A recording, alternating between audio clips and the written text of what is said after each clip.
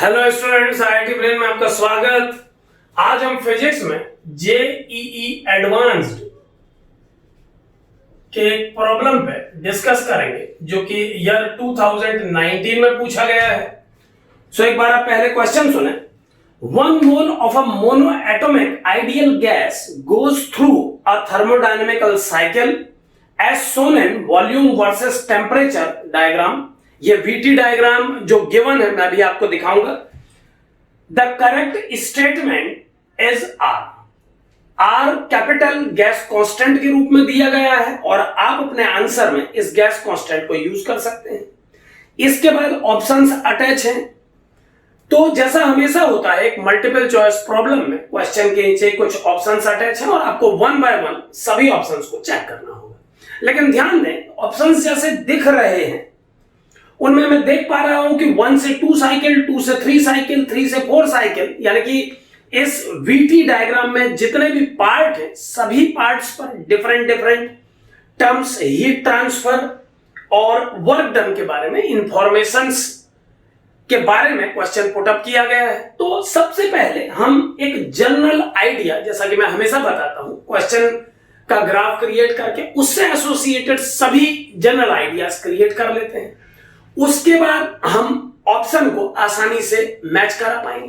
तो सबसे पहले आप देखें, जो वीटी डायग्राम आपको दिया हुआ है वो कैसे दिया हुआ है। वीटी डायग्राम में दो लाइनें मैं देख पा रहा हूं और इन टर्मिनल्स के कोऑर्डिनेट देख के ये समझ में आ रहा है कि ये दोनों लाइनें ओरिजिन से पास हो रही हैं। तो सबसे पहले आप समझे कि दो लाइंस दिख रही हैं ग्राफ में जो ओरिजिन से पास हो रही है। इसके अलावा एक हॉरिजॉन्टल लाइन इस ग्राफ के दो पॉइंट को जोड़ रही है। मैं इस ग्राफ को कंप्लीट कर रहा हूं और एक वर्टिकल लाइन से इस थर्मोडायनेमिकल प्रोसेस के दो पॉइंट अटैच है और एक हॉरिजॉन्टल लाइन फिर अपर पार्ट में दोबारा क्रिएट की है। कुछ इस तरह का ग्राफ है। अब मैं इसे कंप्लीट कर रहा हूं। ध्यान दें, एक साइकिल का पार्ट ये है, साइकिल का दूसरा पार्ट ये, एक पार्ट ये लाइन के रूप में है और एक पार्ट ये हॉरिजॉन्टल लाइन है। अगर मैं इसको नेमिंग दे दूं तो इस टर्मिनल को 1, इसे 2, इसे 3 और इसे 4 बोला गया है। और जो ऑर्डर है साइकिल का वो एंटी क्लॉकवाइज बनाया गया है। जैसा आप देख पा रहे हैं, टर्मिनल्स पे टेम्परेचर और वॉल्यूम से एसोसिएटेड सभी इंफॉर्मेशन प्रोवाइड की गई। तो आप पहले सभी इंफॉर्मेशन की एक बार लिस्टिंग देख लीजिए। ये टी नॉट है, इस 2 पॉइंट पे टेम्परेचर को 2T नॉट बोला गया है। इसके अलावा इस 4 पॉइंट पे टेम्परेचर को T नॉट बाई 2, वॉल्यूम इस पॉइंट पर V नॉट और अपर पॉइंट 2 और 3 के लिए वॉल्यूम को 2V नॉट बताया गया है। इसके अलावा कुछ डाटा और गिवन है बट अभी उनकी रिक्वायरमेंट नहीं है। जब रिक्वायर्ड होगा तो हम उनको यूज करेंगे। फिलहाल जो बेसिक पॉइंट थे मैं सब आपके सामने बना चुका हूं बोर्ड पे। ये लाइन एक्स एक्सिस के पैरेलल है, ये लाइन भी एक्स एक्सिस के पैरेलल है, बाकी दो लाइंस ओरिजिन से पास हो रही हैं। अब हमें सबसे पहले इसका फुल एनालिसिस करना होगा, जैसा कि थर्मोडायनेमिक्स की प्रॉब्लम में होता है। अब आप एक एक करके इसके सभी पार्ट्स के लिए सभी जानकारियां कलेक्ट कर लें, वर्क डन और हीट ट्रांसफर से एसोसिएटेड, क्योंकि मैं देख पा रहा हूं कुछ options heat transfer during process पर बेस्ड हैं और कुछ options work done in thermodynamical cycle पे बेस्ड है। सो पहले हम सभी स्टेप्स के लिए डिफरेंट डाटा कलेक्ट कर लेते हैं। तो आइए 1, 2 से स्टार्ट करते हैं। सबसे पहले अगर मैं 1, 2 इस पार्ट के लिए बात करूं, एक बात यहां पर मैं इस डिस्कशन से पहले और पुट कर लेता हूं ताकि हम स्मूथली डिस्कशन कर पाए। क्योंकि इस पूरी साइकिल में किसी भी पॉइंट पर प्रेशर को मेंशन नहीं किया गया है। सो कंफर्टेबिलिटी के लिए किसी एक पॉइंट पर मैं प्रेशर को P नॉट डिफाइन कर लेता हूं ताकि फिर हम उस P नॉट के टर्म में इस डिस्कशन को आगे बढ़ा पाए। तो बिल्कुल ठीक रहेगा अगर हम 1 पॉइंट पर प्रेशर को P नॉट कंसिडर कर लें। इस पॉइंट पर टेम्परेचर T नॉट और वॉल्यूम V नॉट है, तो प्रेशर को P नॉट कंसिडर करने पर हम P not V not equal to nRT not use कर पाएंगे गैस इक्वेशन की हेल्प से। So 1 mole monoatomic ideal gas के लिए n का वैल्यू 1 पुट करके आप P नॉट V नॉट को RT नॉट के इक्वल कह पाएंगे। सो मैं इस इक्वेशन को यहां पर क्रिएट कर ले रहा हूं और जब मुझे रिक्वायरमेंट होगी तो मैं इस इक्वेशन को इस प्रोसेस में यूज करूंगा। मोनोएटॉमिक गैस के लिए ये प्रोसेस चल रहा है, ये बात आप याद रखें कि एक मोनोएटॉमिक गैस के लिए हमें Cp और Cv की वैल्यूज पता होती हैं। हम जानते हैं कि जो Cv का वैल्यू होता है वो R अपॉन गामा माइनस 1 होता है और किसी मोनोएटॉमिक गैस के लिए गामा का वैल्यू 5/3 होता है। सो 5/3 माइनस 1 2/3 होगा और 2/3 को यहां पर अगर मैं लिख दूं प्रॉपर ऑर्डर में तो ये 3/2 बन जाएगा। इसे डिनोमिनेटर से न्यूमरेटर में शिफ्ट करने की कोशिश की गई है। सो Cv का वैल्यू किसी मोनोएटॉमिक गैस के लिए 3R/2 होगा और Cp का 5R/2 आप जानते हैं। तो जहां पर किसी लाइन में इन टर्म्स की रिक्वायरमेंट होगी तो हम इन्हें डायरेक्ट यूज करेंगे। अपने थ्योरी पार्ट में हम किसी गैस के नेचर के बेस पे उसके Cp और Cv की वैल्यूज के कैलकुलेशन पे डिस्कस करते हैं। सो ये Cp Cv और इस इक्वेशन के आने के बाद मैं 1-2 साइकिल के लिए इस प्रोसेस को सॉल्व कर रहा हूं। यहां से आप ध्यान से देखें 1 से 2 तक की प्रोसेस में हम देख पा रहे हैं कि जो लाइन क्रिएट हुई है वो ओरिजिन से स्टार्ट हो रही है। सो इस प्रोसेस के लिए प्रेशर को कांस्टेंट माना जा सकता है। सो ये एक आइसोबारिक प्रोसेस होनी चाहिए। अब यहां पर ध्यान दें, एक इंपॉर्टेंट टर्म यहां पर मैं बच्चों को बता दूं कि अगर ये लाइन VT के बीच में एक स्ट्रेट लाइन होती लेकिन ओरिजिन से पास नहीं हो रही होती तो हम V और T को प्रोपोर्शनल मान के P को कांस्टेंट नहीं कहते। ये बात आप ध्यान दें। अपनी थ्योरी डिस्कशन में हम इस बात को स्टूडेंट को बताते हैं कि अगर आपका ग्राफ V और T के बीच में क्रिएट किया गया है लेकिन वो ओरिजिन से पास नहीं हो रहा है तो आप थर्ड वेरिएबल P, यहां पर थर्ड वेरिएबल P है, को कांस्टेंट नहीं कह पाएंगे। लेकिन इस प्रॉब्लम को पुट अप करते समय डाटा जिस हिसाब से रखे गए हैं ये क्लियर है कि ये दोनों लाइनें ओरिजिन से पास हो रही हैं। सो ओरिजिन से पास होने के केस में आप V और T को प्रोपोर्शनल कह सकते हैं और प्रेशर को कांस्टेंट मान सकते हैं। सो इस पॉइंट पर ध्यान रखें। फिलहाल इस क्वेश्चन में तो ये सिंपल स्टेप ही है कि 1 से 2 तक का जो लाइन है वो ओरिजिन से पास हो रहा है। सो ये एक आइसोबारिक प्रोसेस होगी। मैंने यहां प्रेशर लिख दिया है, मैं इसे प्रोसेस कर देता हूं। सो इसे आप आइसोबारिक प्रोसेस मान सकते हैं। अब इस आइसोबारिक प्रोसेस में अगर मैं कैलकुलेट करूं डिफरेंट टर्म्स, जैसे वर्क डन, तो हम जानते हैं work done pressure into volume change से कैलकुलेट किया जाता है। इस पूरी प्रोसेस में 1 पॉइंट पर प्रेशर को P0 कंसीडर किया गया था और चूंकि प्रेशर इस पूरी प्रोसेस में कांस्टेंट है तो हर पॉइंट पर यह P0 ही होना चाहिए और वॉल्यूम का चेंज 1 से 2 तक V0 है। ग्राफ देख के पता लग रहा है तो वर्क डन P0 V0 होना चाहिए और चूंकि P0 अननोन है तो मैं इसे RT0 से कन्वर्ट कर रहा हूं। सो जो 1-2 साइकिल है उसमें वर्क डन का वैल्यू होना चाहिए RT0। इंटरनल एनर्जी चेंज की अगर हम बात करें इस साइकिल 1-2 में तो 1 से 2 तक की प्रोसेस में जो इंटरनल एनर्जी में चेंज आएगा, ये पहला वर्क डन 1 से 2 साइकिल के लिए लिखा जा रहा है, मैं यहां लिख देता हूं। इंटरनल एनर्जी चेंज को हम NCV डेल्टा T से बताते हैं और N का वैल्यू 1 है प्रॉब्लम में, तो मैं इसे CV जो कि 3R/2 होगा इनटू डेल्टा T से प्रेजेंट कर सकता हूं। आप देख लें कि 1 से 2 तक की प्रोसेस में डेल्टा T का वैल्यू T0 के बराबर है। सो डेल्टा U का वैल्यू 3RT0/2 है और work done from 1 to 2 RT0। तो अगर हम थर्मोडायनेमिक्स का फर्स्ट लॉ अप्लाई करके इस प्रोसेस के लिए हीट ट्रांसफर की वैल्यू, हीट का टोटल वैल्यू कैलकुलेट करें तो डेल्टा Q का नेट वैल्यू आ जाएगा इस साइकिल 1 से 2 तक के लिए इन दोनों के समेशन के बराबर, तो ये होगा 5/2 RT0। सो इस तरह से डेल्टा Q, डेल्टा U और W को कैलकुलेट किया जा सकता है 1-2 साइकिल के लिए। अब आप आए 2-3 साइकिल में, तो अगर हम बात करें साइकिल 2 to 3 के लिए तो 2 से 3 तक की प्रोसेस में वॉल्यूम कांस्टेंट है, इसीलिए इस स्टेप को हम आइसोकोरिक प्रोसेस मान सकते हैं और वर्क डन का वैल्यू इस प्रोसेस में 0 माना जा सकता है। अब अगर बात करें टेम्परेचर चेंज की तो 2T0 से टेम्परेचर T0 हुआ है इस प्रोसेस में, तो डेल्टा U को 2 से 3 तक के ऑपरेशन के लिए लिखा जा सकता है NCV डेल्टा T। N का वैल्यू 1 मोल है, CV का वैल्यू मोनोएटॉमिक गैस के लिए 3/2R इंटू टेम्परेचर चेंज की अगर बात करें तो टेम्परेचर रिड्यूस हुआ है, सो मैं इसकी वैल्यू -T0 पुट करूंगा। यानी इस स्टेप में इंटरनल एनर्जी में 3/2R का रिडक्शन हुआ है। अब ध्यान दें कि इंटरनल एनर्जी रिड्यूस हुई है, वर्क नहीं हुआ है, तो क्लियरली इस प्रोसेस में सोर्स के द्वारा दिया गया हीट 0 है। इस प्रोसेस में सोर्स के द्वारा दिया गया हीट 0 है, बट ऑप्शंस में मैं देख पा रहा हूं सोर्स के द्वारा दिए गए हीट पर ऑप्शंस नहीं पुट अप किए गए हैं। ऑप्शंस में हीट ट्रांसफर का जिक्र है।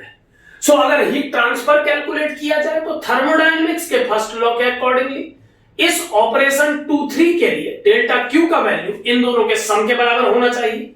सो मैं इसे -3R E0 अपॉन 2 के इक्वल मानूंगा।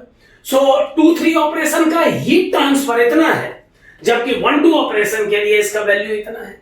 यहां पर एक बात पर ध्यान दें कि सोर्स के द्वारा दी गई हीट और हीट ट्रांसफर दो अलग अलग टर्म है। अपने थ्योरी पार्ट में हम सीखते हैं कि जब हम किसी इंजन की एफिशिएंसी कैलकुलेट करते हैं तो वहां हमें सोर्स के द्वारा प्रोवाइड की गई हीट का कैलकुलेशन करना होता है, जबकि यहां पर थर्मोडायनेमिकल प्रोसेस में नेट हीट ट्रांसफर की बात चल रही है। तो नेट हीट ट्रांसफर को थर्मोडायनेमिक्स के फर्स्ट लॉ को अप्लाई करके निकाला जाता है, और यही वजह है कि हमने नेट डेल्टा क्यू निकालने के लिए इन दोनों का सम किया और ये वैल्यू कुछ इस तरह से आई। तीसरे स्टेप में आप आए, जब हम ऑपरेशन 3 to 4 की बात करेंगे तो आप फिर से एक बार एक ऐसी लाइन देख रहे हैं जो ओरिजिन से पास हो रही है। तो इस प्रोसेस में भी प्रेशर कांस्टेंट होगा, यानी मैं इसे एक आइसो बारीक प्रोसेस मान सकता हूं, और इस आइसो बारीक प्रोसेस में वर्क डन को कैलकुलेट करना चाहें तो हमें वर्क डन के लिए जो फॉर्मूला यूज करना होगा वो प्रेशर इंटू डेल्टा वी होगा।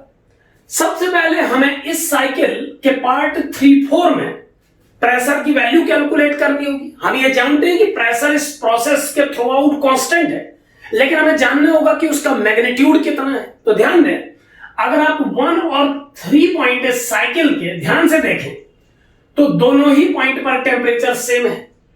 सो अगर इन दोनों पॉइंट पर टेम्परेचर सेम है तो पीवी का प्रोडक्ट सेम आना चाहिए। इस पॉइंट पर प्रेशर को P0 कंसीडर किया गया था, जबकि वॉल्यूम V0 है। ग्राफ से हम इस बात को देख सकते हैं। तो 3 पॉइंट जहां वॉल्यूम डबल होगा वहां पर प्रेशर को हाफ हो जाना चाहिए। यहां पर ध्यान दें, आप प्रेशर और वॉल्यूम के प्रोडक्ट को कांस्टेंट रखना चाहेंगे क्योंकि टेम्परेचर कांस्टेंट है, बराबर है 1 और 3 में। तो इस पॉइंट पर अगर प्रेशर P0 और वॉल्यूम V0 है तो इस पॉइंट पर वॉल्यूम के 2V0 होने के कारण प्रेशर को P0/2 होना चाहिए। यानी ये कैलकुलेशन डायरेक्ट 1 और 3 को देख के पता लगाया जा सकता है। सो इस साइकिल 3-4 के हर पॉइंट पर प्रेशर को P0/2 माना जा सकता है, और इस केस में वर्क डन को लिखा जा सकता है P0/2 into change in volume, जो कि -V0 होगा। आप देख पा रहे हैं ग्राफ में P0 V0 को RT0 पुट करने पर यह आएगा -12 RT0। यानी इस साइकिल पार्ट में 3-4 में नेगेटिव वर्क हुआ है।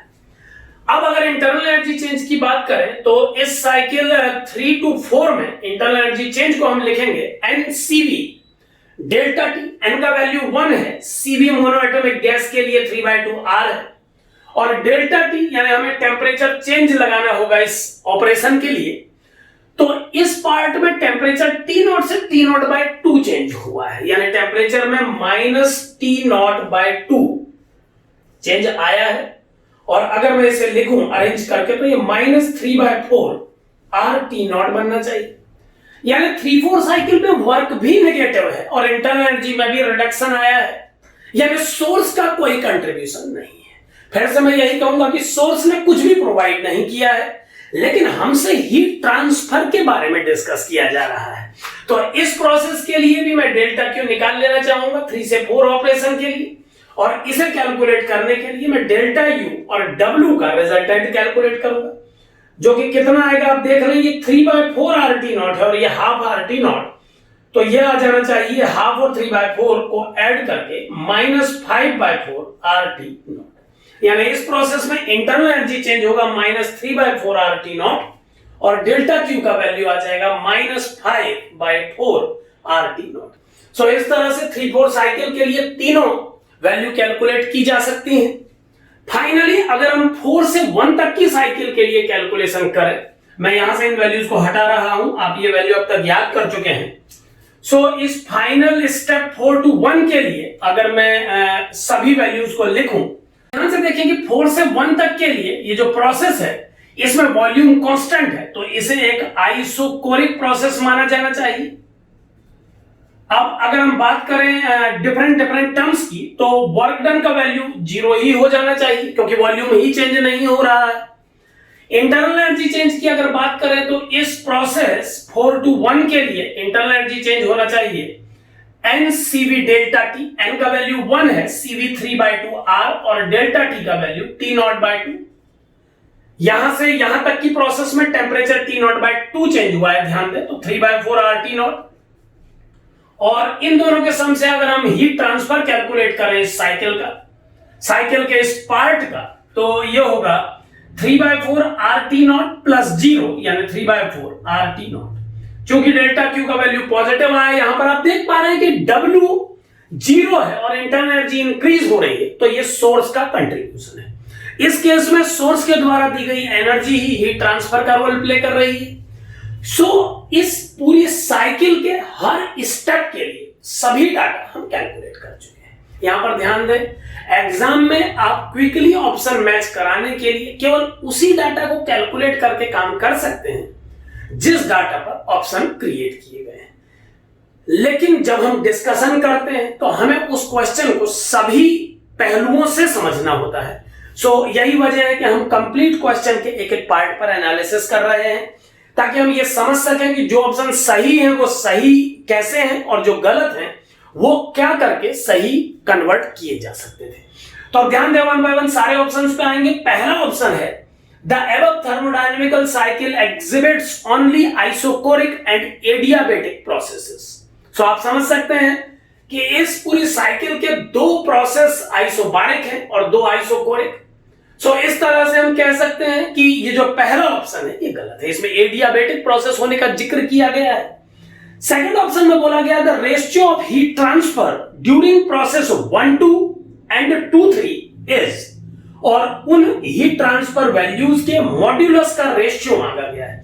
तो 1-2 ऑपरेशन के लिए वैल्यू आप ध्यान से देखें, 1-2 ऑपरेशन के लिए डेल्टा क्यू का वैल्यू ये है और 2-3 ऑपरेशन के लिए डेल्टा क्यू का वैल्यू ये दिया हुआ है। और चूंकि हमसे इनका रेशियो पूछा गया है वो भी मॉड्यूलस फॉर्म में, तो इन्हें डिवाइड करने पर हमें मिलेगा -5/3 और मॉड कैलकुलेट करने पर यह आएगा 5/3। और चूंकि 5/3 ही दिया गया है तो ये एक सही ऑप्शन होना चाहिए। थर्ड ऑप्शन में 1-2 और 3-4 प्रोसेस में हीट ट्रांसफर का रेशियो पूछा गया है। सो 1-2 प्रोसेस के लिए हीट ट्रांसफर आपके सामने है और 3-4 प्रोसेस के लिए ये हीट ट्रांसफर की वैल्यू -5/4 RT नॉट है। सो अगर मैं न्यूमरेटर में 1-2 को रख के डिनोमिनेटर में इसे रख के रेशियो निकालूं तो यह आएगा 1/2 बाय -1/4 यानी -2, और मॉड लेने पर ये +2 आना चाहिए, लेकिन 1/2 गिवन है। सो ये एक गलत ऑप्शन होगा। अगर यहां पर 1/2 के बजाय 2 लिखा होता तो ये एक सही ऑप्शन होता, यानी पहला ऑप्शन सही होता अगर आइसोकोरिक और आइसोबारिक कहा गया होता। सेकंड ऑप्शन करेक्ट है अपने इसी फॉर्म में। थर्ड ऑप्शन में 1/2 को 2 रखने पर वो करेक्ट हो जाएगा। फोर्थ ऑप्शन सुने, work done in this thermodynamical cycle 1 2 3 4 1 is ½ RT not. तो वर्क डन का वैल्यू कंप्लीट साइकिल के लिए पूछा गया है, तो ध्यान दें पहली साइकिल के पार्ट के लिए वर्क डन का वैल्यू आया है RT नॉट। सेकेंड पार्ट में ये वैल्यू 0 आई है। थर्ड पार्ट के लिए ये वैल्यू आई है -½ RT नॉट, और फोर्थ पार्ट में वर्क नहीं हुआ है। सो ओवरऑल वर्क इन सभी वर्क के सम के बराबर होना चाहिए, जिसका वैल्यू कैलकुलेट करने पर आ जाएगा ½ RT नॉट। सो इस ऑपरेशन में नेट वर्क डन की वैल्यू ½ RT नॉट आनी चाहिए, और फोर्थ ऑप्शन यही गिवन है, यानी ये करेक्ट ऑप्शन है। सो इस तरह से सभी पार्ट का एनालिसिस करके हम केवल ऑप्शन मैचिंग के काम को छोड़ते हैं, और ये बड़ा आसान हो जाता है क्योंकि क्वेश्चन का पूरा एनालिसिस करने के बाद हमें वन बाय वन रीड करके ऑप्शन सी मैच कराने होते हैं।